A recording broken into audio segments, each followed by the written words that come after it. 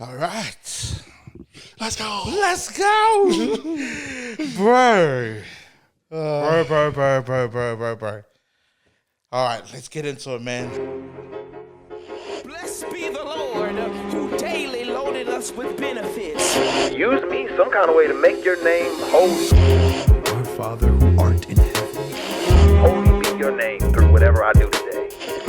So we do declare that our God not only gives us the bread that we need for today, but we do declare that it flows in excess. Your kingdom come through this podcast. Give us this day our daily bread. Give us this day our daily bread. I'm like, look, I already have my daily bread. Like, you already fed me today. First of all, welcome to the Daily Bread podcast.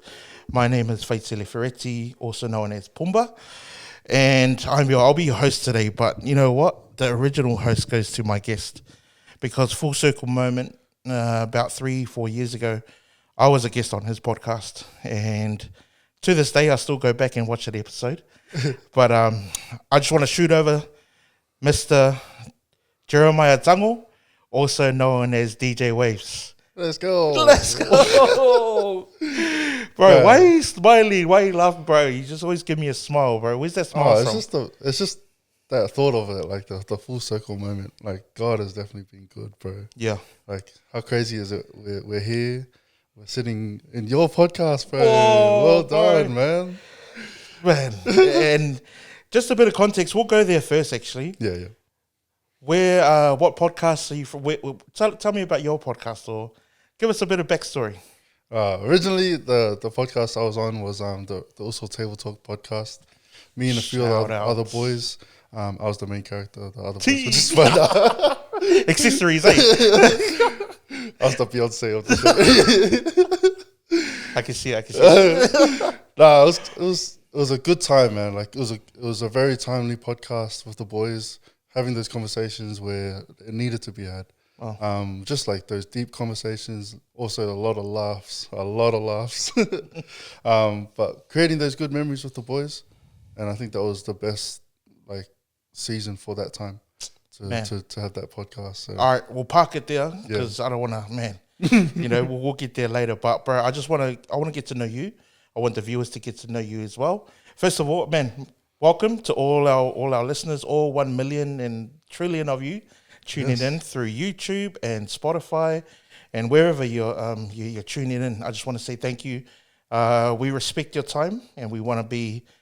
Yeah, we would just want to have an awesome episode. The Daily Bread podcast is all about highlighting God's hand and God's process through your life, through testimony and through connections that we've made. And this is a very special connection I've made with Jeremiah. I always say Jeremy. I don't know, maybe that's his Hollywood name. But Jeremiah Waves Tango, a.k.a. DJwavz. Bro, take me back to your childhood. Oof. Childhood. Were you the naughty kid or the... I grew up with single mom, the baby of three siblings. Cool. So including myself. Yep. And I think just like my mom, me and my brother, we always have that saying about how my mom raised us to be the men we are because of her backhand. So, single mother she was, like her backhand was just as strong as her words. Is that why your head's a bit lobster? Yeah, I think that's that's why sometimes. But yeah, my mom, very hard woman. But being raised by her was truly a blessing. I definitely can tell she did her best trying to raise us three. In terms of like my childhood, I would say it was very church orientated. Growing up in church, the usual story you hear about. Yep. Not really having sort of a relationship with Jesus, but fair enough. Childhood, to create memories with a church and still have that village around as well. Yep. That family orientated kind of living.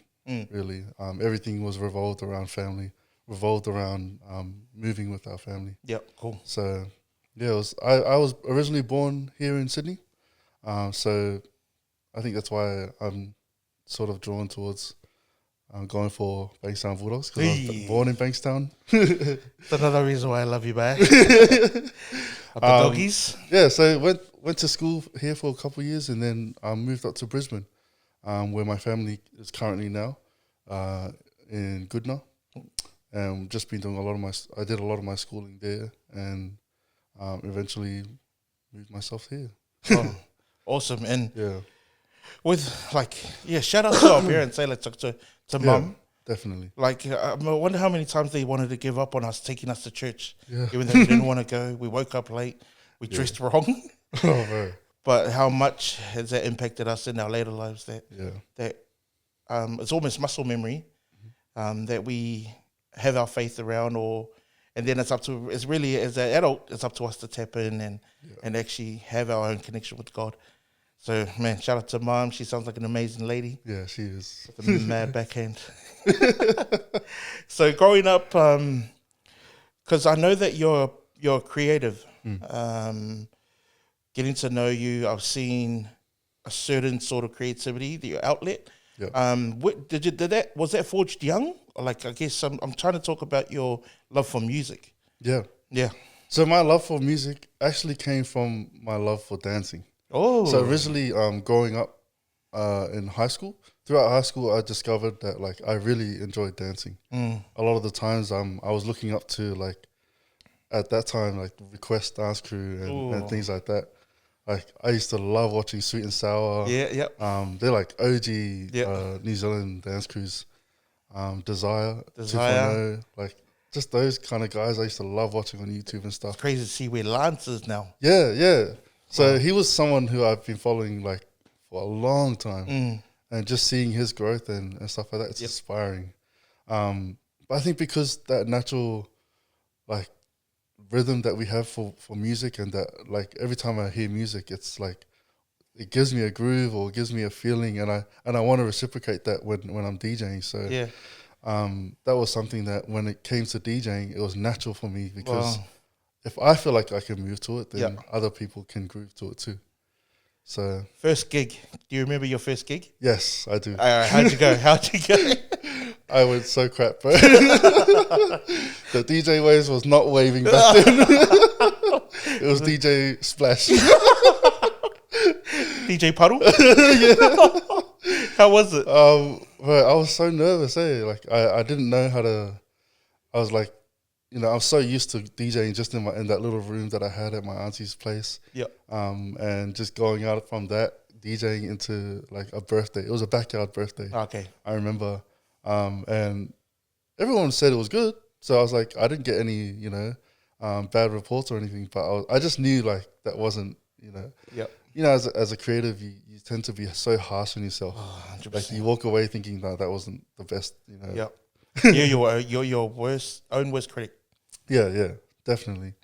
I think that's a good and a bad thing as a creative. It's like a blessing and a curse at the same time, mate. Yeah. Because you want to, it just means that it means a lot to you. You want to push out the best.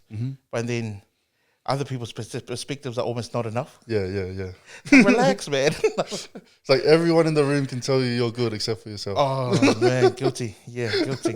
So that one, you thought you flopped, but you got good feedback. Yeah. And then let's fast forward to now. Like, yeah. Oh, bro, this is crazy. But now, would you say the biggest stage you've been on is Accor Stadium? Have to be Accor Stadium. All right, share that moment or share that progress. I think the progress was definitely giving the opportunity to be able to like DJ for the Bulldogs. Like being able to jump on that platform with them and get amongst the whole game day operations and stuff like that. Bro, it is insane to see like the behind the scenes, which I love. I love process. Yep. I love learning like what it takes to get what you're given, or the behind the scenes kind of thing, and being able to see like what it took to get to that game day experience is insane. Man. But yeah, I like that whole like jamming at the stadium and jumping on the platform there. A few weeks ago they had that whole like halftime show thing. That's pinned on your Instagram, mate. Yeah. Okay, cool. Hey, while I'm there, check him out. So you want to say your handles? Yeah, it's Jeremiah .waves with a Z. So the Instagram is probably where, that's where I love to follow him. Yeah. And so that halftime show looked crazy. Yeah. And how many people was it? Well, it was like, I think it was close to 30 something. Wow. At that time. Yeah, and it was funny because it was my first time using a mic. I seen you. Yeah. And I was like, I don't know what to say. What were your go-to lines? My go-to line was just the hands up. Put your hands down. It was like hands up. And then what's the next one? Hands down. No, because the thing, guys, when I saw that post, Yeah. and especially now, just thinking about your first gig, Yeah. you would have had what 30, 40 people at your first gig, 50, and then jump to now in your latest gig was what 35 to 30K people. The progress and the process, like you said, man, that's amazing. And you would have went through a lot of challenges. You would have went through a lot of, what was the head noise like through that process? I think it was just trying to find my space to constantly inspire myself. I'm always on YouTube looking at things that just help to inspire my creativity. Even if it's just watching those guys that dig holes and in the bushes or whatever, like it's inspiring to watch that stuff. But at the same time, also understanding like we're in this space for a reason. Like I started to see myself connect with people a lot more, which was the beautiful thing because I love building relationships. Wow. I love like connecting with people and getting into those spaces. Yeah. And I realized that's honestly what God gave me that gift for. Like that DJing space, I get to be in and amongst other people who don't really get to know like Jesus the way we do. That's mad. So I think that was like a purpose behind it and the why behind the whole gifting of why I DJ as well. But at the same time, man, I get to have fun. Yep. It's good vibes. I get to meet people, some important people, some, I was going to say less important people, but that's just not right. I can see that you have fun and I can see it gives you joy. Yeah. And one of one of your latest posts, it was real cool because it showed me like a bit of crowd control. Yep. Like it was the one where I can't remember, but you just snapped it at one point and it was a whole different song. But you saw the crowd react. Yeah. And they just started, first of all, they were like, what? And then they were like, nah, this is on. How daunting is that thought of crowd control? Oh, dude. Sometimes you hit, then sometimes you miss, bro. Can you share a story of when you missed? I've missed a lot, bro. I can't remember exactly, but I know there's sometimes where, like,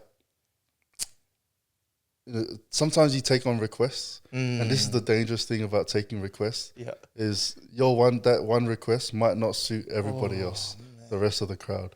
I remember there was one time a lady. I was in like a hip hop R&B, like old school R&B kind of vibe. So your beats per minute were kind of. It was kind of like a bit higher. Yeah, okay. And then this lady, I remember coming. She asked if I could play an Ed Sheeran song, and she had come like I think 3-4 times asking the same thing, Ed Sheeran. So at the end of the night, I ended up playing it. It was like the last song. Okay. But yeah, that really missed. Yeah, that would have been really tough. missed. Bro. Have you ever thought of having like a A4 disclaimer on your if your song does not suit the vibe? Wait in queue, because I seen where a lot of DJs and they I guess that tension is building up, and bang, it's a really hit or miss moment, eh? It is. But it's good experience because for me, I think one of my best things that I'm able to do is be versatile in sort of the music that I bring, especially the genres. Going from, I think the post you saw was the wedding one. Yeah, going from like Kendrick Lamar to ABBA. That's the one. That's the one. That was a. And for me, it hit. It hit. I was like, but watching the crowd kind of like, huh? And have that second of, oh, actually, no, I can go with this. Yeah, those are the best moments, though. Is that when you press play and you hide behind the decks? please work. Please, yeah, say a prayer before it. Oh man, and I love the fact that you've touched on like the connections you're making. Yeah, man. How many times have you been in a room that you thought you shouldn't be in? Have you had those moments? A lot of times, bro. Damn. And like the I've been fact of where God has placed you. Yeah. I've been in spaces where they didn't even know I was a DJ. Like, I walked into one spot and I remember, because I won't say the place, but the DJ table is right in the middle of the bar. Okay. They have this really big circle bar that just goes around, but you got to walk through the bar to get to the stage on the top in the middle, which kind of puts you like on the middle of the platform and you get to kind of see around, which is good in a way because no one can really approach you and request songs. But I remember going through, I already set my stuff up, I already pressed play, and I just went out to quickly go to the bathroom and then come back. Yeah. And I remember walking to the thing and the manager had asked me like, oh, you can't come here. You can't come through here. I'm like, oh, but I'm on.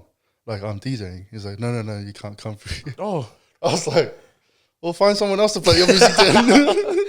You didn't have a lanyard or anything? No, mind you, we're just going in like plain clothes and stuff like that. And it was my first time kind of DJing at that venue, so it wasn't until one of the security boys like told him, no, this is the DJ for tonight. So did that guy get fired? No, so yeah, that would have been cool. Just seeing yourself in spaces and rooms that you're like, oh, you know, I probably wouldn't think I would make it here. Or where else has like DJing or your creativity taken you in terms of like, because you know what? No, I'll ask the question. I mean, there's a beautiful post on your page, and it talks about you've gone through the height of your probably like a highlight, as to now, and you've got the image of you standing in front of the decks, and it's the Accor Stadium? Accor Stadium, yeah, and it's packed. And then the next one, when you slide over, it's a same view, but it's a pulpit. Yeah. And I love the caption that you use is, and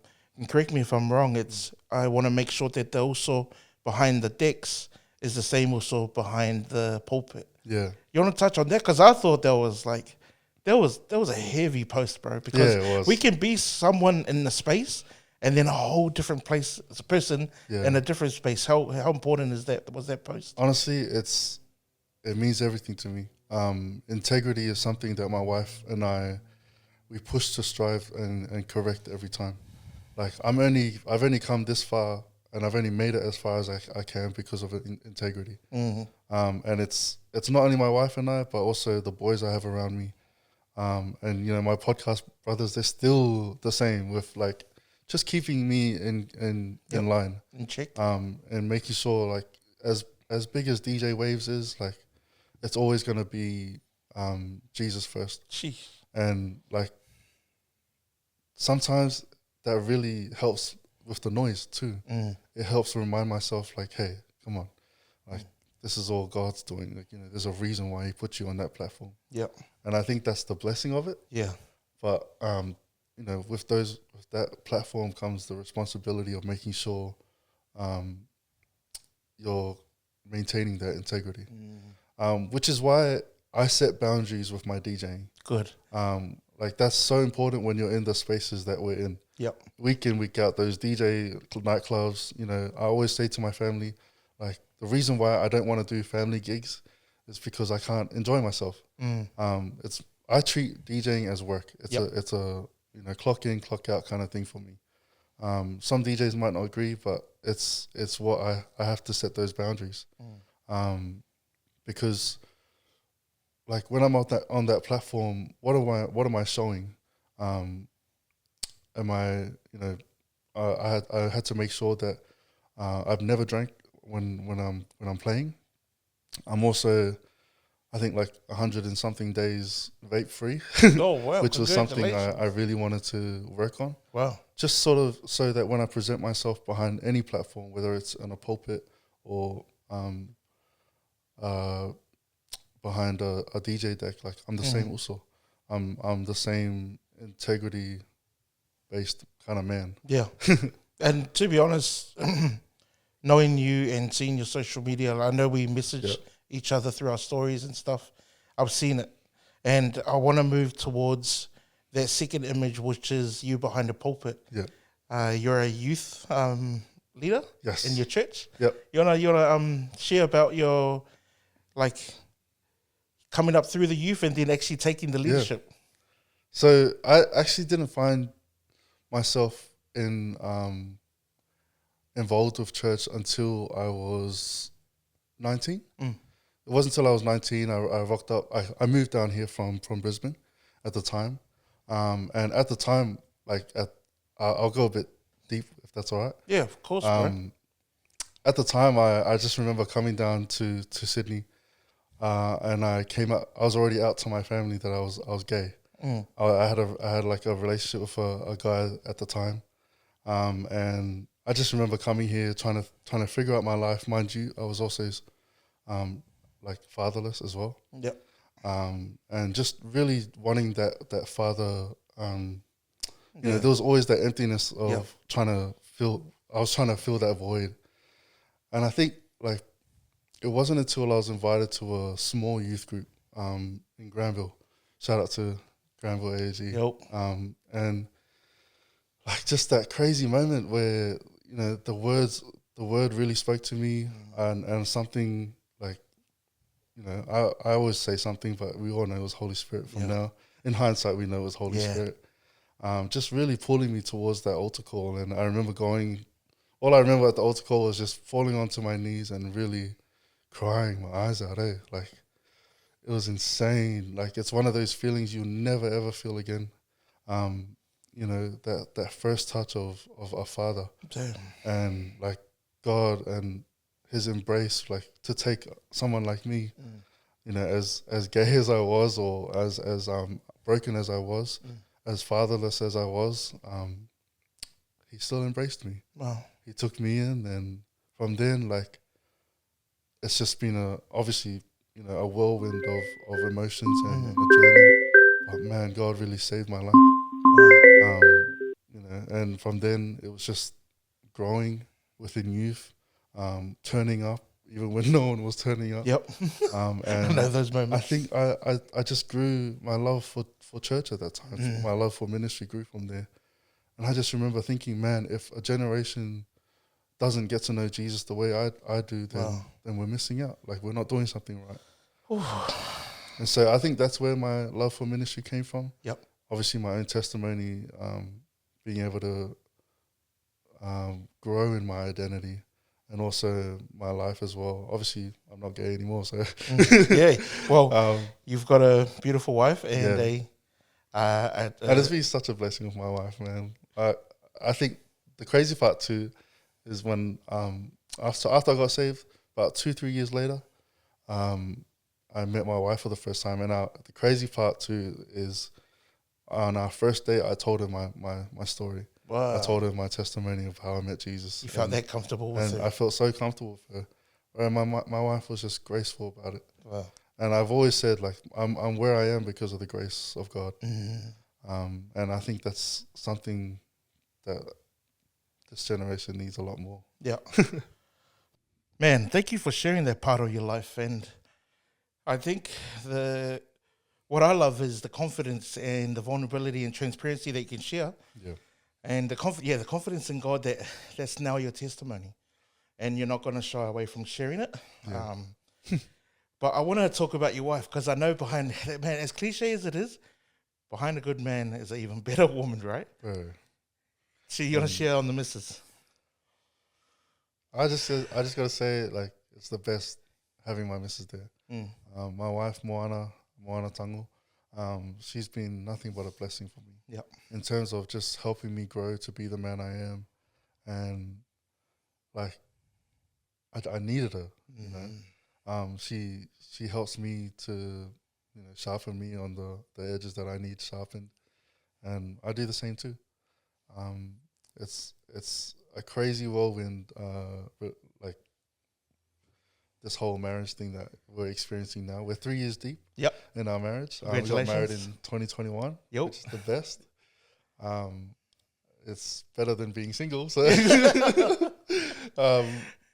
and we also had my son Mana Tango, who is currently 18 months. Yeah, 18 months now. Wow. And like in the courting process and the dating process, because I found courting. The courting process. Because I've recently found myself talking to like the girls of my family. Yeah. And the other day I gave some advice that I was given, and that was to date to marry. I thought that was it was awesome advice, because to be honest, when I got married, I don't know if you felt this way, but did you say to yourself, man, I should have done this earlier? Yeah, or, of course. I mean, like, I know it's God's timing, but just that initial feeling of, this is the best, like, you know, you actually have someone that's got your back and is loyal. Yeah. As if you found the right one. But, like, how you spoke about your wife is how I feel about my wife. Yeah. She's definitely the engine in our relationship, and like I always see our mothers as like, you know, real solid spines. Yeah. You know, we may be the body, or like sometimes the man can be the front of the, you know, the family, but man, there's a massive engine room behind it, and there is. Like, a shout out to our wives. And what's your favorite thing about her? My favorite thing? Yeah. It's always been her servant heart. Yo. My wife, even though she was trying to say to me that she doesn't want to do or be a part of anything with church, like, she still serves. It's like automatic? It's just the automatic thing. Love that, but I've always loved her servant heart. When I've seen my wife on platforms, especially at church, but also like building relationships with people, and also I've seen her minister to people. Yeah. Bro, like, different. it's like I get starry eyes. Yes, like, I know what you mean. Yeah, you fangirl, eh? You're like, oh, that's my girl. Like, I feel the same way too when Janice does something like kind of not like out of character sometimes. Yeah. I just like, whoa, like, man, God will take you from A to B. Yeah. And just, man, it's been an enjoyable process for like, obviously you have your hard days, your tough days. Yeah, of course. That make you stronger. As cliche as it is, they actually do make you stronger. Yeah, bro. I love walking through the fire with my missus. Like, you know, like even if it's like financial or just, you know, just little tips between ourselves. Yeah. I know that God's teaching me something here, and I'm silly and I'm an idiot if I miss the lesson. Yeah. It's only a mistake if it's you don't learn the lesson. Well, that lesson will come back around again. In the form of a I love the fact that we can go through like, that. Man, I only wish like the best for our female cousins. Like, do you have that same feeling too? Like, oh man, sometimes I just look at man, I really pray and hope that, you know, God's gearing up a solid man for you. Yeah. Because man, I reckon you're dangerous. Like once you join up with, you know, sorry, what was her partner's name? Moana. Did you guys feel like even more strong? Like, oh yeah, man, we're lethal. Like, you know, we're a weapon for God now. Yeah, for sure. It definitely gets to you feeling like that when you're kind of coming together and having to really discover like what you could be together. Yeah. That's a whole process in itself, because there's a lot of compromising. Yep. There's a lot of making sure we're fit for each other. Yep.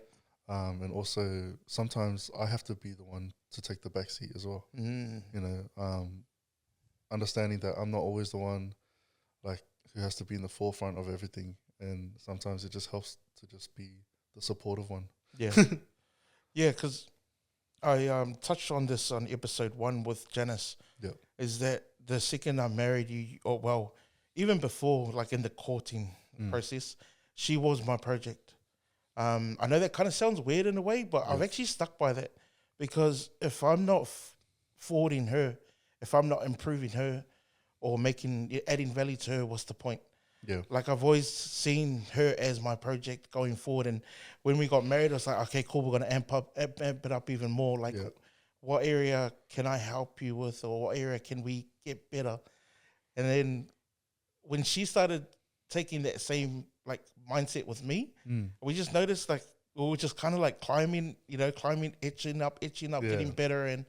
And actually what was going up on my end was my weight. It's like, what's going on here, man? It's uneven.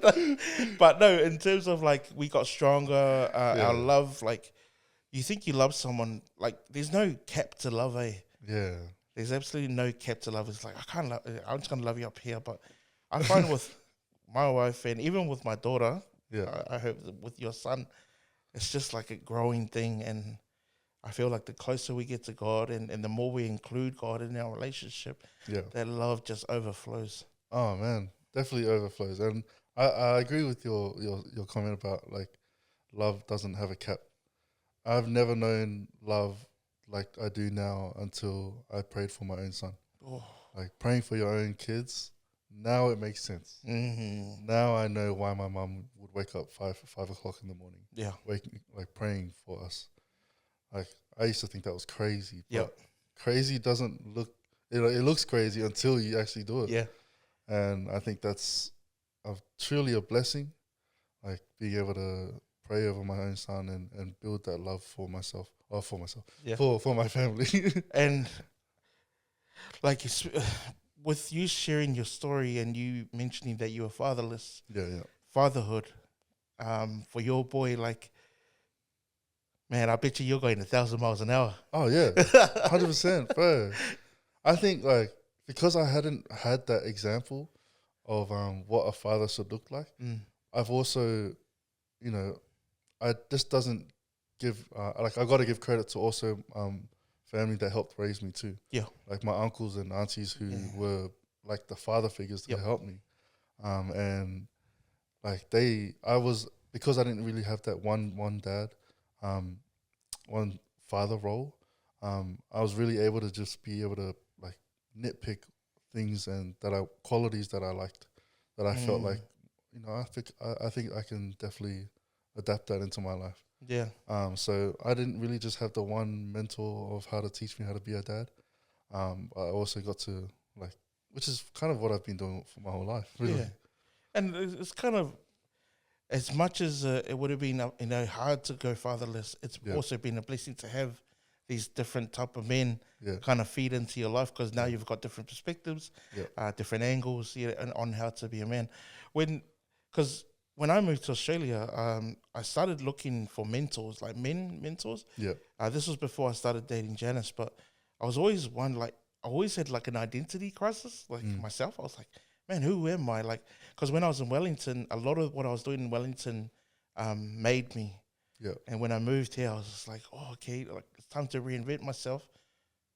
Oh, who am I? It was like a nice fresh start. And I started looking towards some of the guys around my circle. Yeah. And that's what I want to touch on, because you've spoken about it, and I know you hold your circle highly, very high. Your boys, you've spoken about your boys. Yeah. How important is your circle and keeping that circle? It's everything, yeah. Like, it really means a lot to me. I've always, I think one thing I really love about my circle is we might have different perspectives, but we've all got the same values. Wow. In terms of like what we really value, which is people, and also God, and our family. Like loving people, loving God. That's essentially the value we carry. But like perspectives is everything.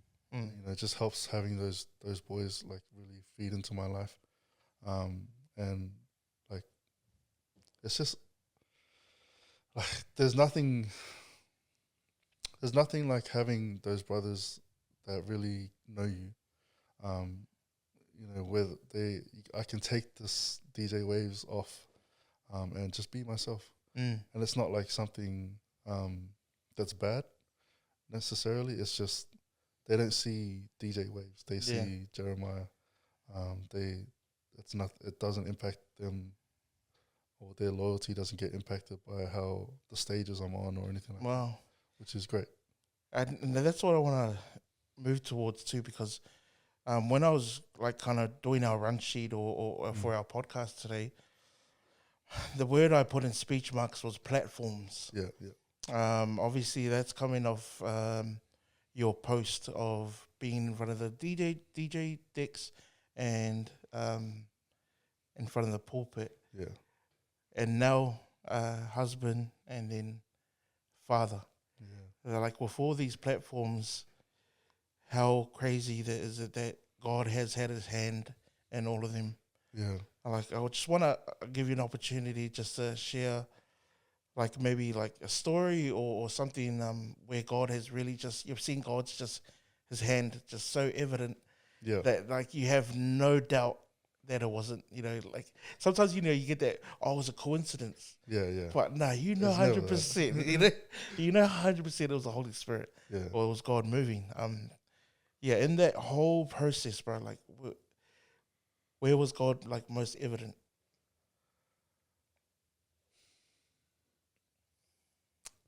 I would say the most evident time I felt God throughout that whole process.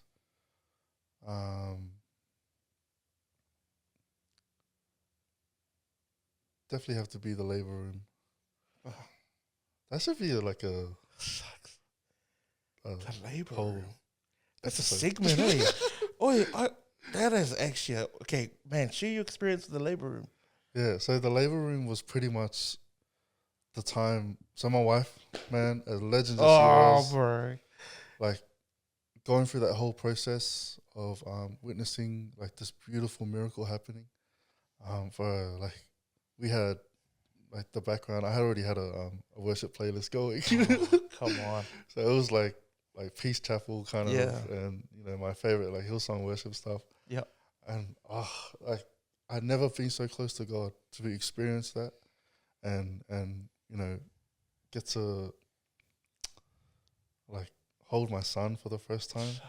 Like that was beautiful to me. Every moment of that was beautiful. Some moments were like, Yeah. Yes. The video may not look, but the emotion, the way you're feeling. But yeah, I just remember like after like that whole 20-hour process, you know, my mother-in-law told me to go home and get some rest. And Yep. it was a beautiful moment. And I just remember like going up to the bakery and just like sitting in the car park and just crying my eyes out.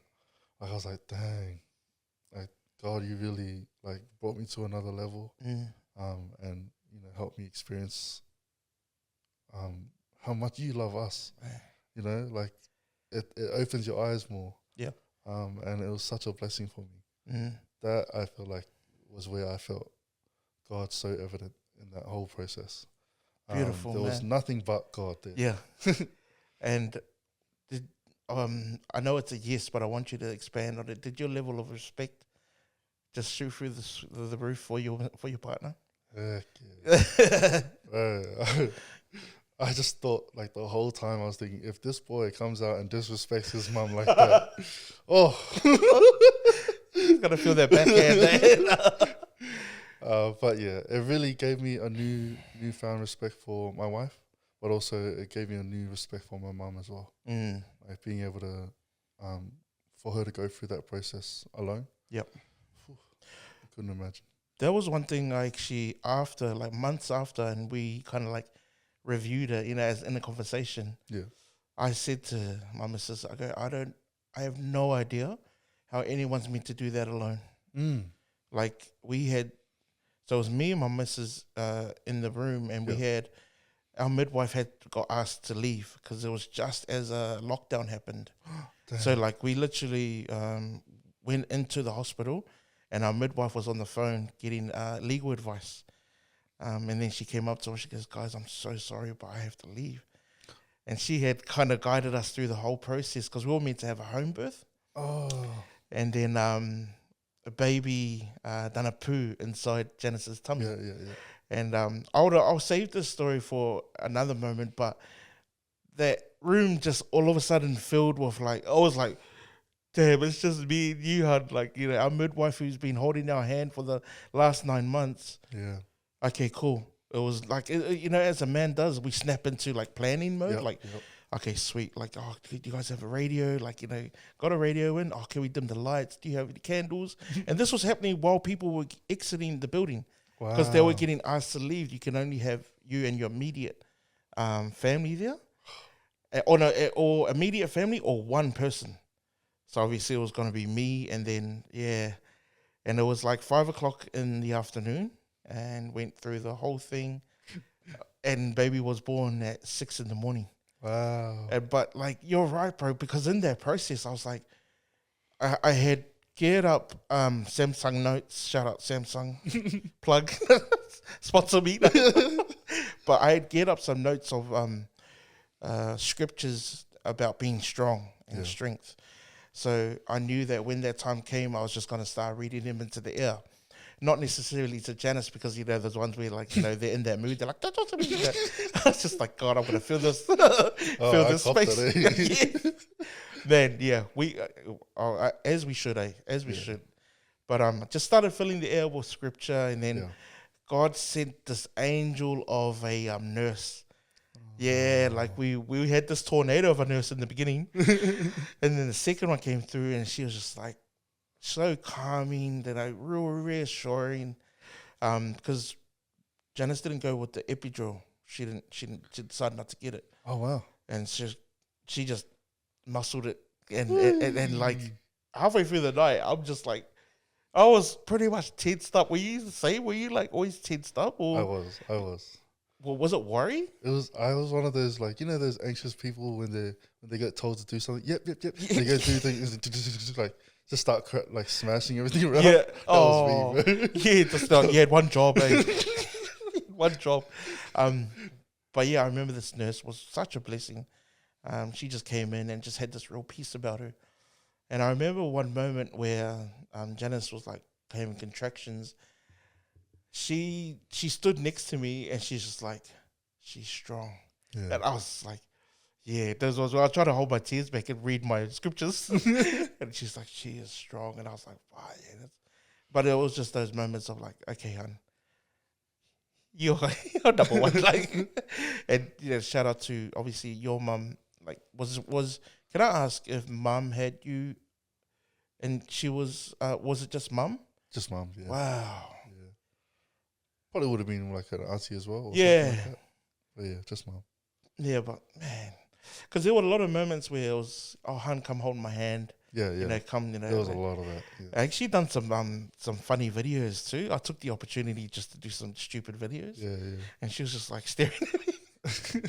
So I kind of vlogged the whole thing. Same here. Oh, did you? Yeah, sweet. Awesome. See, that's the creative side, eh? Like, now we look back at it, every now and then we have a look at it, and that's funny. It is. Share the moment, and it's just like, man, God is good. God is good. So fatherhood, man. So we've gone through the whole childhood, coming through the period when you were gay, and then meeting your wife. And far out, it's been an amazing process, like an amazing testimony. Yeah. And where are your siblings here? My siblings are still in Brisbane. Yep. At the time when I came down to Sydney, I had a beautiful family that adopted me in. Oh.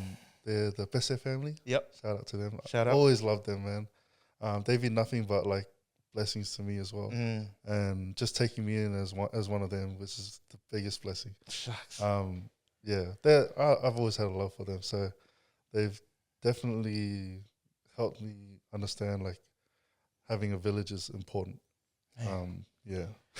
With that word village, lately you've joined a new village, and that's CrossFit. Never Quit? Yes. Never Quit. So I've got on our run sheet, I've got your faith, fatherhood, and then fitness. Because just honestly, I live my fitness through your stories. I'm like, I'll get up tomorrow and do what this guy's doing. And then, never get up. But, man, shout out, because I've seen, the progress of CrossFit. It's hard. Yeah, man. You want to share a bit? So I've been doing CrossFit for about a year and a half now. Initially, I was training with one of the boys, Invest Fitness. Yep. Shout out to Maddie. He was kind of like the one that pulled me out of after COVID, like just straight took me as I was, fitness and all, and just kind of helped me, remind me the importance of fitness and just getting my body moving again. And I think I remember telling him like, man, I would love to give CrossFit a go. I just remember the new year came. And week 1 of that new year, the person who was supposed to start with me didn't come through. So I was like, well, I'm going to go without you. Who was it? I won't say his name, but I ended up just going by myself. Showed up and then kept showing up. And I just told myself, like, just, even though it doesn't feel right, like these movements are different, just new exercises, things like that. I'll just keep showing up. And the community there at CrossFit, Never Quit, is such a family vibe, man. It's so good to be able to go there and, like, everyone just wants to see you win. Yeah. Everyone wants to see you grow and pursue. And I think my first year, after that whole year, before I said that, I had my son that same year. And I just remember, like, 2 days after that labor, my wife tells me to keep going to the gym. Wow. Keep showing up. Because I knew I was going to get lazy. Yeah. And so 2 days after labor, I ended up going straight to the gym. I didn't want to be there, but that saying of, like, keep showing up was something that kept me going. And also, like, I ended up being rewarded the Rookie of the Year, which was crazy. That was a big blessing. And I think going into this year, training a lot, I remember praying, one of my prayers before I started CrossFit again this year was for God to help me fight some of my demons. And it was crazy because he already gave me the tools. And so when I'm at the gym, like, he initially pretty much set me up to fight those demons. Yeah. And I'm at the gym fighting demons and fighting a lot of voices in my head, and I'm able to walk out that door a winner every time. And then I take that winning mentality into everything that I do as well. So it's motivated me in every other aspect. So when I'm there, it's like my engine room, which is where, like, the work really happens. And in some ways, I feel like it's blessed me more than, like, I've received and felt God more there than I have at other places. Wow. And it's just sort of like devotion for me too. Wow. Like, I devote my time going there and, chat with everyone, build a relationship with everyone. But also, like, God is really teaching me to fight those demons, strengthening me to fight those demons. If I can lift this weight or do that weight, then, man, he says I can't, fight an addiction or something like that. I saw you compete recently. Yes. And that alone, how that alone is a feat in itself. Yeah, bro. But during that competing, you hit a PB. Yep.